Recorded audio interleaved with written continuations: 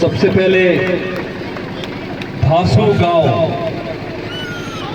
के जितने भी निवासी हैं, हमारी मातृशक्ति है, आदरणीय बड़े बुजुर्ग हैं, नौजवान साथी हैं, इस धासू गांव में बहुत ही धासू तरीके से इन्होंने स्वागत किया है। मैं सबको प्रणाम करता हूँ, धन्यवाद करता हूँ। मैं जब आ रहा था तो डर रहा था, मैं सोच रहा था कि हमारा जो भाई है राजीव खट्टक, वो इतनी रात को कैसे करेगा कार्यक्रम। मैं अपने साथियों से कह रहा था गाड़ी में कि रात के 9:30 बज रही हैं, जाए कि ना जाए। मेरे को फोन आया कि आओ तो सही, स्वागत तो धासू होगा। तो सच में धासू हुआ है, और ये धासू गांव वालों की पहचान है कि अतिथि देवो भव, कि जब कोई आता है तो उसका स्वागत ये मातृशक्ति, ये नौजवान, ये सरदारी एक भारतीय संस्कृति के अनुसार करते हैं। तो मेरा दिल की गहराइयों से पूरे धासू गांव के लोगों को धन्यवाद। देखिए, एक बात तो तय है, ये जो खट्टक है ना, ये जो राजीव खट्टक है ना, विपक्षियों की आंख में खटक जरूर गया होगा, पैसे वालों की आंख में खटक जरूर गया होगा। अब इन विपक्षियों की आंख में जो ये खटका है, उनकी रड़क आप लोगों को काटनी पड़ेगी, आप लोगों को काटनी पड़ेगी, इस खटक को आगे करना होगा। मुझे लगता है खट्टक समाज को आज तक इन राजनीतिक दलों ने पूछा, इन राजनीतिक दलों के नेताओं ने, पूंजीपतियों ने अपने पांव की जूती, अपने हाथ की पपोती समझा है। और आज तक इस गांव के अंदर, अगर मुझे जैसा जानकारी है कि इस समाज को कभी आगे आने का मौका नहीं मिला है। मैं गुड़गांव से आता हूं, गुड़गांव हरियाणा का कमाऊ है। जैसे घर में बेटे होते हैं ना जी, कोई छोटा होता है, कोई मंझला होता है, कोई बड़ा होता है। गुड़गांव हरियाणा का सबसे कमाऊ है। हमारे गुड़गांव की हालत आज ऐसी है कि पीने का पानी नहीं आता है, युवा बेरोजगार है। तो मुझे समझ में आता है हरियाणा की 21 अलग जिलों में 90 के 90 विधानसभाओं में 90 के 90 हलकों में क्या हाल होगा, क्योंकि इस सरकार ने इस हरियाणा को 10 साल पीछे करने का काम किया है। 10 साल पीछे करने का हर वर्ग से परेशान है, चाहे किसान हो, चाहे जवान हो, चाहे पहलवान हो, चाहे हमारे युवा साथी हो। आज हरियाणा अन्नदाता है, हरियाणा के अंदर से बहुत से पहलवान निकलते हैं। हरियाणा के किसानों को आज रोड पर बैठ के लाठियां खानी पड़ी इन सरकारों की। हरियाणा के पहलवानों को जंतर मंतर में धरना देना पड़ा। हरियाणा की लड़कियों को इन्होंने लातों से मारा। अब बदला लेने का समय आ गया है भाइयों, बदला लेने का समय आ गया है। 10 साल हमने सबने सहा है। आज हरियाणा बेरोजगारी में नंबर 1 है। हमारा युवा बेरोजगार होने के कारण नशे की ओर बढ़ रहा है। नशा करता है तो अपराध बढ़ते हैं, अपराध बढ़ता है तो नुकसान होता है, और परिवारों का नुकसान होता है, हरियाणा वासियों का नुकसान होता है। अब हम नुकसान नहीं सहन कर सकते। हमें हरियाणा को आगे बढ़ाना है, हमें हर गांव को आगे बढ़ाना है, प्रगतिशील बनाना है। हमारे हरियाणा के अंदर अच्छे अस्पताल हो, शिक्षित हो लोग, शिक्षा हो, अच्छी सड़कें हो, पीने का पानी हो, नौकरियां हो, महंगाई कम हो। ऐसा सपना लेकर के जन सेवक क्रांति पार्टी का जन्म हुआ था। मैंने आराम और आसान की जिंदगी छोड़ के इस हरियाणा के लिए एक सपना देखा है, जो हर घर में शिक्षा पहुंचे, क्योंकि शिक्षा एक ऐसा हथियार है। आप सब लोग जानते हैं कि हमारे इस एससी समाज के लिए डॉक्टर भीमराव अंबेडकर ने कितनी लड़ाई की। आज भी हमारा समाज वंचित है, शोषित है, अत्याचार सहन कर रहा है। किस बात का? कि ये नेता लोग ये समझते हैं कि इन लोगों का क्या है, ये तो वोट है, इनको तो हम खरीद लेंगे, इनकी आत्मा को, इनके जमीर को हम खरीद लेंगे और इनके वोटों को खरीद कर इनकी पोटली बनाकर सरकार में कोई भी मुख्यमंत्री हो उसके पांव में डालकर बेच देंगे। लेकिन अब ना तो खट्टक समाज, ना छत्तीस बिरादरी, ना हरियाणा के लोग अपना जमीर बेचेंगे, ना आत्मा बेचेंगे, बल्कि इन नेताओं को अपना हक मांगेंगे, न्याय मांगेंगे। मैंने इसलिए 3 साल पहले एक पार्टी का निर्माण किया। जैसे 138 साल पुरानी पार्टी कांग्रेस है, जैसे 42 साल पुरानी पार्टी बीजेपी है, वैसे 3 साल पुरानी पार्टी ये जन सेवक क्रांति पार्टी है। क्यों? क्योंकि इस पार्टी के अंदर वो लोग हैं जिन्होंने समस्याओं को जिया है, समस्याओं को सहा है और समस्याओं का समाधान ये पढ़े लिखे युवक जानते हैं। क्योंकि युवाओं का ये जो नौजवान साथी है ना, ये राजनीति का शिकार होते आए हैं, इनका शोषण होता है नेताओं के द्वारा। लेकिन अब समय आ गया है बदलाव का, अब समय आ गया है हरियाणा के अंदर एक नए विकल्प का। और जन सेवक क्रांति पार्टी के जन सेवक एक संकल्प लेकर के विकल्प बन के आया हरियाणा के लोगों के सामने। इसीलिए मैंने कुछ नहीं देखा, मुझे नहीं पता था खट्टक कौन है, राजीव कौन है, लेकिन इस व्यक्ति के अंदर एक भाव था, सेवा का भाव था। बोला मैं अपने गांव का नाम रोशन करना चाहता हूं, जैसा नाम है धांसू वैसे धांसू बनाना चाहता हूं।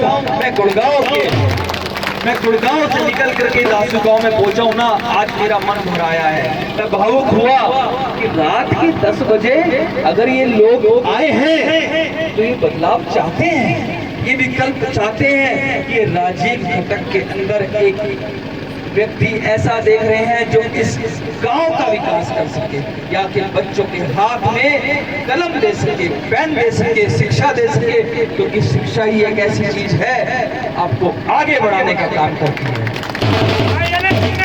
और राजीव खट्टक की नियत साफ है, और मैं आपको बता देता हूँ जिनकी नियत साफ होती है ना, उनकी नीति भी काम करती है। और जिसकी नीति काम करती है उसके कामों में गति आती है। और काम समय अनुसार हो, सबके साथ से हो, एक अच्छे विश्वास से हो, तो समाज की, प्रदेश की और देश की प्रगति होती है। अब आपको क्या करना है? अगर आप इस समय आए हैं तो आप सच में चाहते हैं कि बदलाव हो। अब आपको क्या करना है? 4 दिन रह गए हैं। हमने कमल को भी देख लिया, हमने हाथ को भी देख लिया।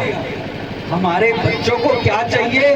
क्योंकि कैसा भी माँ बाप, अनपढ़ हो, गरीब हो, कैसा भी हो, पेट काट करके वो अपने बच्चों को पढ़ाना चाहता है। क्यों? क्योंकि बच्चा पढ़ेगा, लिखेगा तो रोजगार प्राप्त करेगा, समाज में अपने माँ बाप का, अपने परिवार का नाम रोशन करेगा।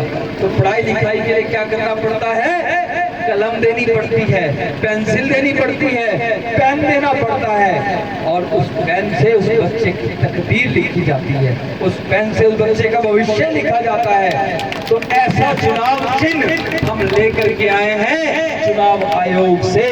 और राजीव खट्टक को मैंने बोला, भाई पैसे पूछे हैं? बोले पैसे पूछे तो नहीं है भाई साहब, लेकिन एक बात मैं कह सकता हूँ। बोलो? बोले मेरा गाँव मेरा साथ दे देगा, मेरा गांव का हर बुजुर्ग मेरा साथ दे देगा, मेरे गांव का सरपंच मेरा साथ देंगे, मेरी मातृशक्ति मेरा साथ देंगे। आप थोड़ा सा सहयोग कर दीजिएगा, साथ दे दीजिएगा, तो मैं यहाँ से सीट निकाल सकता हूँ। मैंने कहा इतना विश्वास, इतना विश्वास, इनके लिए ताली बजा दो यार। इतनी हिम्मत तो करी, इतना हौसला तो दिखाया इन नेताओं के सामने लड़ने का, जो करोड़पति अरबपति लोग हैं। कौन हिम्मत करता है चुनाव लड़ने की? बताओ मेरे को, कोई करता है? कोई नहीं करता। इस आदमी ने हिम्मत तो करी, इसने हिम्मत करी। इसकी हिम्मत तब बढ़ेगी जब आप इसका साथ दोगे। देखिए, मंजिल जितनी भी दूर हो, संघर्षशील आदमी, कर्मशील आदमी, लगनशील आदमी, और वो आदमी जिसके सर से बड़े बुजुर्गों का हाथ हो, मातृशक्ति का साथ हो। नौजवान साथी कंधे से कंधा मिला करके हिम्मत करे, लड़ाई करे, अपने हक की लड़ाई लड़े, अपने न्याय मांगे। क्या मांग रहे हो आप लोग? पीने का पानी साफ दे दो, गलियां पक्की दे दो, हमारे बच्चे को अच्छी शिक्षा दे दो, अच्छे अस्पताल दे दो, हमारे युवाओं को रोजगार दे दो। यही तो मांग रहे हैं। भीमराव अंबेडकर ने भी कहा था कि शिक्षा एक ऐसा दूध है जो शेरनी का है, जिसको शिक्षा मिल जाएगी ना वो दहाड़ेगा, वो सवाल पूछेगा। और नेता लोग चाहते नहीं गरीब तबका जो वर्ग है वो शिक्षित ना हो, क्योंकि शिक्षित हो जाएगा तो इनके आंख में आंख डाल करके सवाल करेगा। कभी देखा है ऐसा व्यक्ति जो गरीब हो, जो बेचारा शोषित हो, वंचित हो, उसको विधानसभा भेजने का कभी देखा है? एक बार इस आदमी को भेज दो, मैं आपके सामने गारंटी लेता हूँ कोई भी मुख्यमंत्री बनेगा, उसकी आंख में आंख डाल करके उसके हलक से यहाँ की समस्याओं का स्थायी समाधान लेके आएगा। और इस चुनाव के बाद मैं चाहता हूं धासू गांव क्यों नहीं, सारे आसपास के गांव जन सेवक क्रांति पार्टी से जुड़े, इस संगठन को बढ़ाएं और इस सरकार से हम टक्कर लें, हिम्मत करें और इन सरकार से सवाल पूछें। तो क्या हम तैयार हैं सवाल पूछने के लिए? हम सवाल पूछेंगे कि नहीं पूछेंगे? आपका हक है, आपको पूछना होगा। अब मैं आपको बताता हूँ लड़ाई किससे कर रहे हैं हम लोग। 1947 से पहले जब देश आजाद करने के लिए लड़ाई लड़ रहे थे तो पहले गोरों से लड़ रहे थे, ठीक है? मेरे साथियों को पता है वो स्लोगन क्या है, वो बोलेंगे तो आपने बोलना है। पहले लड़े थे गोरों से, अब लड़ेंगे चोरों से। पहले लड़े थे गोरों से, अब लड़ेंगे चोरों से। पहले लड़े थे गोरों से, अब लड़ेंगे चोरों से। और देखो जो अभी हमारे मकान में भाई अंदर सो रहे हैं, परिवार सो रहा है, मैं उनसे भी कहना चाहता हूँ, हमने उनके लिए भी एक स्लोगन बनाया है।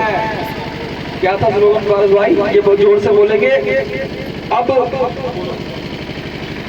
निकलो बाहर मकानों से, जंग लड़ो बेईमानों से। निकलो बाहर मकानों से, जंग लड़ो बेईमानों से। ये बेईमान है, इनसे जंग लड़ना है और आप सब मिल करके जंग लड़ते हैं। आपको एक होना होगा, इस पूरे समाज को, इस गांव को एक होना होगा। आप हार जीत की परवाह किए बिना, मैं फिर बोल रहा हूँ, हार जीत की परवाह किए बिना राजीव खट्टक को आने वाली 5 अक्टूबर को पूरा गांव मिल करके, सारे रिश्तेदार मिल करके, सारा परिवार मिल करके कलम पेन के साथ गिरने, इस पे बटन दबा दो, इस भाई को जिता दो, इसका हौसला बढ़ेगा। आप इसको वोट देंगे तो ऐसा लगेगा आपने आशीर्वाद दिया। अगर नहीं भी देंगे 5 अक्टूबर को ईवीएम पे जब जाएंगे, नाम लिखा होगा राजीव खट्टक, 6 नंबर का बटन है, ये पेन का निशान है, उसके ऊपर 7 किरणें हैं। उन किरणों को देखना, हर किरण कुछ कहती है। एक किरण कहती है जो बच्चे बैठे हैं ना उनको शिक्षा देंगे, एक किरण कहती है जो नौजवान साथी खड़े हैं ना उनको रोजगार देंगे, एक किरण कहती है हम अच्छे अस्पताल देंगे, एक किरण कहती है हम सबको बराबरी से देखेंगे, समानता दिखाएंगे। एक किरण कहती है हम दासू गांव का नहीं, पूरे बरवाला का, हिसार का, पूरे हरियाणा का विकास करेंगे।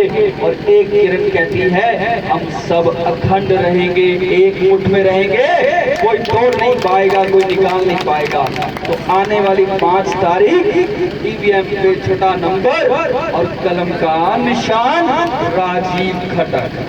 बोले भारत माता की। धन्यवाद। मैं जो गांव की सरदारियां खड़ी है उनका